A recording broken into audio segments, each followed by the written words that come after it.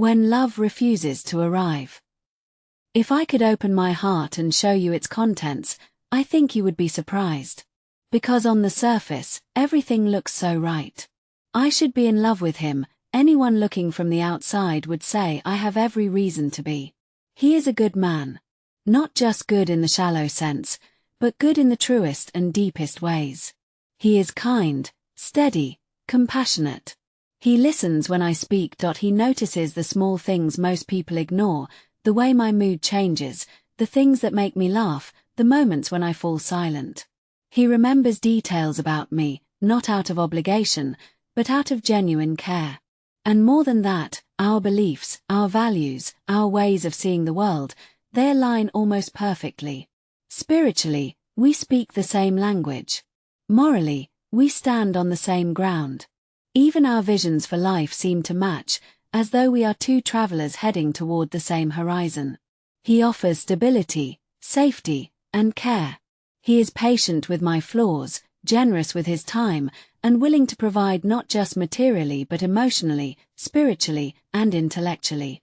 If there were ever a checklist for what makes an ideal partner, he has already ticked all the boxes. And yet, despite all of this, my heart does not move.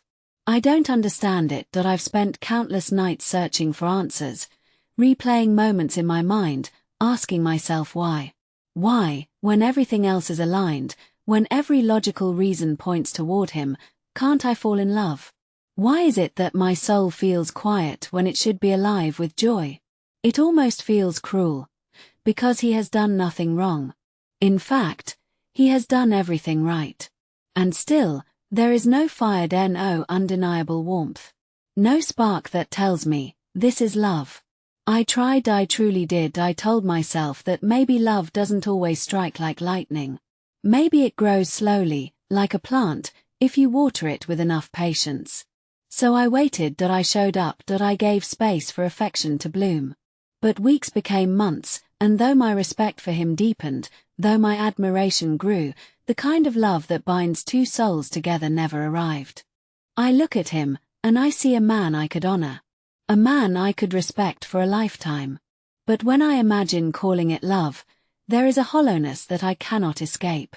And that hollowness feels like a betrayal, not only of my heart, but of his as well. Because he deserves more than respect.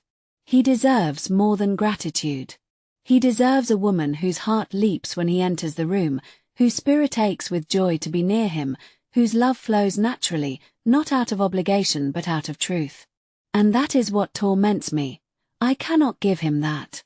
How do you explain to someone that they are almost perfect, and still, they are not the one? How do you tell a man who has aligned with your faith, your values, your thoughts, your vision, that despite all this, the love you wanted to feel simply does not exist? This is the mystery of the heart. We like to believe that love is something we can reason with, something we can control. That if two people are compatible, if they share the same dreams, if they are both kind and faithful, then surely, love will be the natural outcome. But the truth is harder. The truth is that love is not earned by effort, nor guaranteed by alignment. It is not the reward for being perfect. It is something beyond logic, beyond reason, beyond explanation. Love is either there, or it is not. And when it is not, there is no amount of goodness that can manufacture it. No amount of patience that can conjure it. No alignment of values or visions that can create it from nothing. I wish it weren't this way. I wish I could bend my heart, force it open, persuade it to feel what it refuses to feel. Because if love were a choice, I would choose him. If it were something I could summon, I would summon it. But the heart is stubborn. It will not be silenced, and it will not be coerced. So I carry the guilt. The guilt of knowing that someone so worthy of love will not find it in me. The guilt of recognizing his efforts, his care, his devotion, and realizing that I cannot reciprocate it with the fullness he deserves. It is not his fault. It is not even mine. It is simply the unexplainable truth that sometimes, even in the presence of perfection, love refuses to arrive.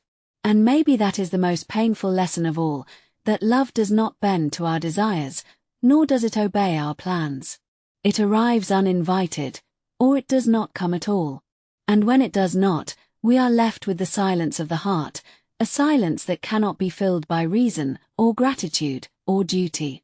So this is my truth, spoken with both sorrow and clarity. Even when everything is aligned, even when two souls agree on faith, on values, on visions for the future, it does not always mean love will grow. Sometimes, the heart remains still. And when it does, no amount of effort can change it. And that is the hardest part of all, to look at someone almost perfect and admit, I cannot love you.